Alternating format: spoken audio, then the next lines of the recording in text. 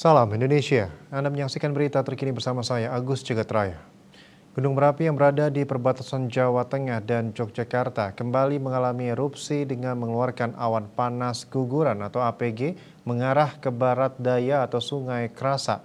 Akibat kejadian tersebut, 2 kecamatan di Kabupaten Magelang diguyur abu vulkanik tipis.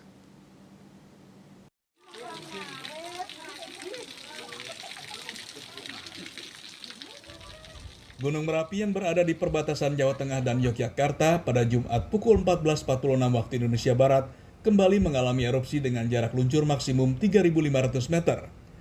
Erupsi tersebut terekam dari salah satu kamera pemantau atau CCTV Jurang Jero yang dipasang Balai Penyelidikan dan Pengembangan Teknologi Kebencanaan Geologi Yogyakarta. Petugas Pusat Pengendalian Operasi BPBD Kabupaten Magelang Triyono Aswat mengatakan awan panas guguran Gunung Merapi ini tidak menimbulkan kerusakan maupun korban luka. Namun 10 desa di 2 kecamatan diguyur hujan abu vulkanik dengan intensitas abu tipis. Meski terjadi hujan abu, aktivitas warga masih terlihat normal. Sementara dari laporan masyarakat, dampak yang ada di Kabupaten Magelang, hujan abu tipis di 2 kecamatan, yaitu Kecamatan Dukun dan Kecamatan Sawangan, ini meliputi 10 desa.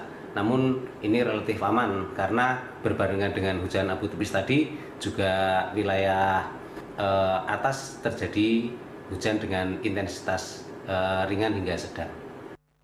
BPBD Kabupaten Magelang mengimbau masyarakat untuk tidak melakukan aktivitas di zona berbahaya atau 3 km dari puncak Gunung Merapi, serta menjauh dari bantaran sungai di jalur Merapi karena rawan terjadi banjir lahar dingin.